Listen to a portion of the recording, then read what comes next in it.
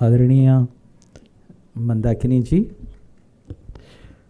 कृष्णकांत जी, रावत जी, मेरे ही साथ जो कहना चाहिए प्रशासनिक सेवा में मेरे से कुछ सीनियर रहे, गुप्ता जी, सभी उपस्थित साथियों, मित्रों, सबसे पहले तो मैं युग तुलसी कहे जाने वाले प्रज्ञा पुरुष राम किंकर उपाध्याय जी की स्मृति में अपनी प्रणति अर्पित कर लूँ। मुझे अपने विद्यार्थी काल की याद है जब राम किंकर जी के प्रवचन को मैंने स्वयं सुना था उनके मुखारविंद से। भोपाल में ही उनको सुनने का सुयोग मुझे मिला था। राम किंकर जी हमारे मध्य प्रदेश के ही थे, जबलपुर के। फिर वो जबलपुर में रहे, उज्जैन में भी रहे और चित्रकूट में भी रहे, सब मध्य प्रदेश के ही थे। और बचपन में ही उनकी जो भाव भागीरथी से स्नात होने का जो मुझे अवसर मिला, उसी का परिणाम ये हुआ, मैंने उनकी एक छोटी सी पुस्तक थी, 55 पृष्ठों की थी, सुंदरकांड, वो पढ़ी थी। तो उसने मुझे प्रेरणा दी और फिर मैंने सुंदरकांड पर 18 ग्रंथों का एक पूरा का पूरा लिखा, जो सुंदरकांड एक पुनर्पाठ के नाम से। उसका बीज जो है मैं कह सकता हूँ कि राम किंकर उपाध्याय जी की ही देन थी। और मैं इस मामले में भी भाग्यशाली हूँ कि सन 2012 में दीदी के हाथों से अयोध्या के संत समाज का जो है राम किंकर उपाध्याय पुरस्कार मुझे मिला। अभी 2 दिन पहले हमने प्रथम राम किंकर की जयंती मनाई है, हनुमान जी की, और अब नाम और काम दोनों से जो है राम किंकर हैं उपाध्याय जी, उनकी हम लोग स्मरण कर रहे हैं।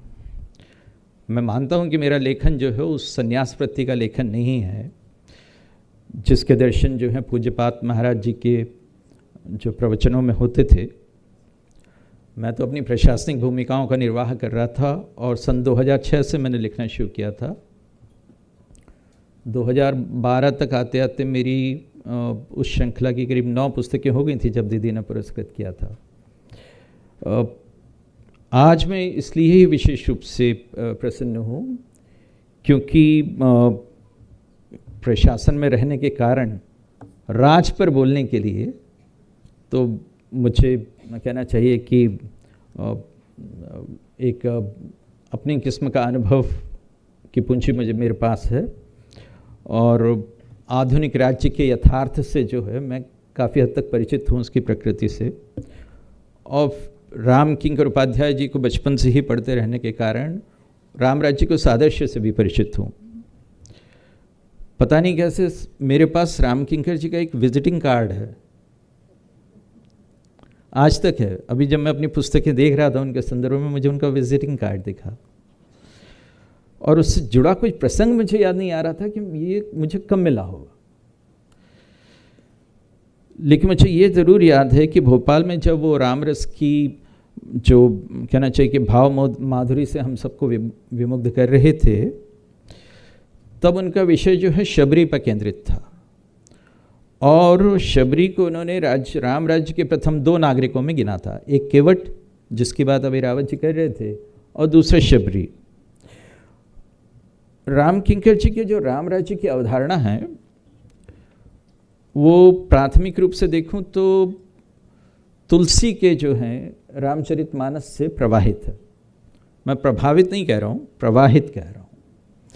यानी राम राज्य की यूँ तो देखें तो प्राचीनतम जो साहित्यिक परिकल्पना है वो तो वाल्मीकि रामायण के उत्तरकांड में भी मिल जाती है, जहाँ राम के राज्याभिषेक के पश्चात एक ऐसे राज्य का वर्णन है कि जहाँ कोई विधवा नहीं होती, किसी की अकाल मृत्यु नहीं होती, कोई चोरी नहीं होती, कोई व्याधि नहीं है, वो सब उसमें है।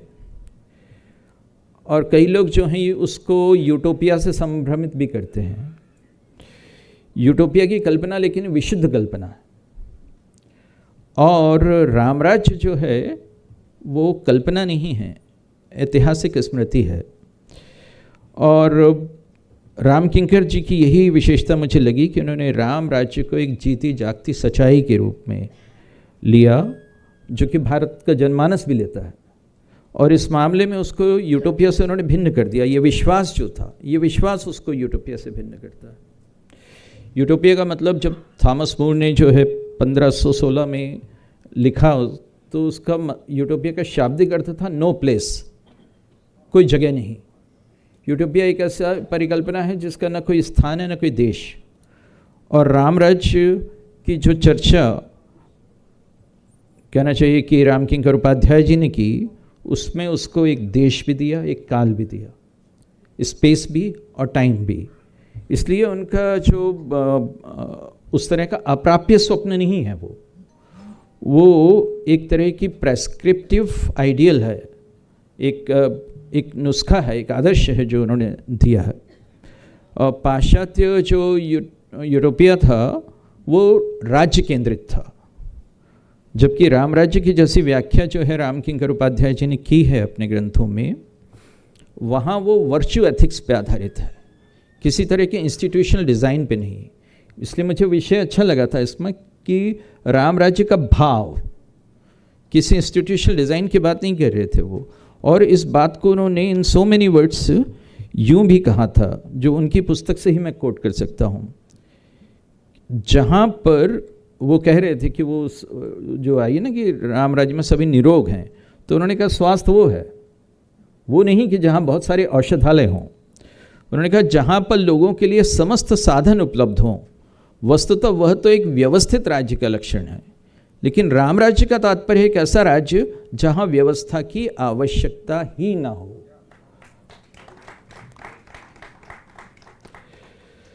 तो मुझे इसलिए जो है पंडित जी ने जो व्याख्या की राम राज्य की, वो महत्वपूर्ण लगी कि उन्होंने उसको एक सपने की तरह न देखकर एक स्मृति की तरह देखा, एक इतिहास की तरह देखा, एक फ्लैश एंड ब्लड मेमोरी की तरह देखा, एक हाड़ मास के व्यतीत की तरह देखा। ये उनकी राम किंकर उपाध्याय जी के राम राज्य की जो है विशेषता थी। दूसरी ये थी कि राम किंकर जी ने कहा था कि राम राज्य की स्थापना केवल स्वर्ण सिंहासन पर बैठाकर तिलक कर देने मात्र से नहीं होगी। उन्हीं के शब्द हैं, वह तो प्रेम राज्य है जिसकी स्थापना समाज के प्रत्येक व्यक्ति के हृदय सिंहासन पर होगी। और उनकी इस पंक्ति को जब मैं पढ़ रहा था तो मैं जिमी हेंड्रिक्स याद आते रहे, जिनका मानना था कि जब प्रेम की सत्ता के प्रेम को जीत लेगी तब दुनिया शांति को जान पाएगी। और मुझे याद आता है कि कैसे जो है हनुमान जब सुंदरकांड में जो है जब वो प्रवेश कर रहे हैं तो कहा गया हृदय राखी कौशलपुर राजा, हृदय में रखते हैं, वही हृदय सिंहासन की बात। और वहाँ जो है राम तो उस कौशलपुर राजा के रूप में उनका कोई औपचारिक अभिषेक नहीं हुआ है, लेकिन चूंकि वो हृदय पर शासन करते हैं तो राजा। और प्रायः ये होता है, अभी आपने रावत जी ने कहा भी कि हम लोग जो है राम राज्य की संकल्पना को जो है तुलसी के मानस के उत्तरकांड से जोड़ते हैं, लेकिन राम किंकर उपाध्याय जी की जो स्थापना है वो ये है कि राम राज्य की स्थापना का श्री गणेश वन में किया गया। ये बहुत बड़ी बात है। यानी एक वन है जिसमें राम थे और एक उपवन है जो रावण का बनाया हुआ है, जो कहना चाहिए कि अशोक वाटिका है। वन में नैसर्गिकता है, उपवन में नियोजन है, प्लानिंग है। राम राज्य जो है, जैसे मैं पहले बोल चुका हूं, किसी इंजीनियरिंग से नहीं आएगा, किसी पंचवर्षीय योजनाओं का परिणाम नहीं होगा, वो आपके भाव संस्कारों में जो परिवर्तन होगा तब जाकर यह संभव है। तो वो मुझे महत्वपूर्ण लगा कि वो कह रहे हैं राम किंकर उपाध्याय जी इस बात को कि राम राज्य की स्थापना का श्री गणेश वन में किया गया। और उन्होंने ये कहा कि राम राज्य की नागरिकता का सौभाग्य पहले कोल भीलों को प्राप्त हुआ था, सबसे पहले। ये राम किंकर उपाध्याय जी रेखांकित कर रहे हैं इस बात को, और तुलसी के वर्ण से ही वो उसका प्रमाण देते हैं। वो कहते हैं राम बासु बन संपत्ति भ्राजा, सुखी प्रजा जनुपाई सुराजा। स्वराज की बात कर रहे हैं। स्वराज को मैं मॉडर्न टर्म से मैं बोलूँ ना तो क्या बोलूँगा? Good governance. फिर बोलते हैं सचिव विराग विवेक नरेसु विपिन सुहावन पावन देसु। सचिव यानी सेक्रेटरी सर, सर सेक्रेटरी रहे हैं गवर्नमेंट ऑफ इंडिया में। सचिव विराग विवेक नरेसु विपिन सुहावन पावन देसु भट जम नियम शैल रजधानी शांति सुमति सुच सुंदर रानी जीति मोहु महिपाल दल सहित विवेक बिहाल करत अकंटक राजपुरे सुख संपदा सुकाल। ये है उनका जो स्थापना हो रही है राज की, वो इस तरह से वन में हो रही है। और जो शबरी को जो उन्होंने सत्कार दिया पिछले सत्र में, उस पर काफ़ी बात भी हुई है, मैं बहुत ज़्यादा उस पर नहीं चलूँगा, वो इसी राजधर्म के अनुसार था और राम किंकर जी ने उसी की ओर ध्यान खींचा था। वो जो कि राम के राज में सिर्फ एक भक्ति का नाता है, नागरिकता का एक ही आधार है भक्ति। शबरी कहती थी कि वो अधम ते अधम अधम मति नारी तिन मह मैं मतिमंद अघारी कह रघुपति सुन भामने बाता मानहु एक भक्ति कर नाता। और जिन नातों की जो है राम राज में कोई परवाह नहीं पाली जाती, वो महत्वपूर्ण है। यानी अगली पंक्ति में वो उसको बता रहे हैं, जाति पाति कुल धर्म बढ़ाई धन बल परिजन गुण चतुराई। जाति पाति आज के भारत में जिसमें कि क्रिटिकल रेस थ्योरी चल रही है, जब हर जगह यहाँ वहाँ हर जगह जाति ही जाति देखी जा रही है, तो राम राज्य में नहीं है, जाति पाति नहीं है। कुल डायनेस्टी डायनेस्टिक रूल वो रामराज का आदर्श नहीं है। फिर धन एरिस्टोक्रेसी नहीं है, ओलिगार्की नहीं है कि कुछ जो है पूंजीपतियों का शासन हो। और बल माफिया राज भी नहीं है, उससे अलग कर रहे हैं। जात पाति कुल धर्म बढ़ाई धन बल परिजन गुण चतुराई। तो राम राज्य के जो पहलू था जो कि उजागर किया राम किंकर उपाध्याय जी ने, वो महत्वपूर्ण है। फिर वो एक और महत्वपूर्ण बात बताते हैं, मुझे उसको देखकर मैं तो मुग्ध हो गया राम किंकर उपाध्याय जी पर। छोटा सा एक प्रसंग है, बहुत से लोगों की नज़र से चूक भी जाता है, लेकिन राम किंकर उपाध्याय जी की नज़र से नहीं चूका। वो ये कहते हैं उस प्रसंग के आधार पर कि राम राज्य में राजा सेवा करने के लिए है, सेवा लेने के लिए नहीं। और उसका जो उदाहरण देते हैं, चुनते हैं, वो उत्तरकांड से चुनते हैं। राजाभिषेक का दिन है और जो है राजा को स्नान कराने की परंपरा है। स्नान कराएंगे उसे, उसके जो कहना चाहिए कि जटा है वो सब सुधरवाएंगे और उनको जो कहना चाहिए कि आभूषण वगैरह देंगे। ये सारे निर्देश जो हैं वशिष्ठ दे रहे हैं उनको, अपने सेवकों को कि जाइए आप कीजिए। राम क्या करते हैं?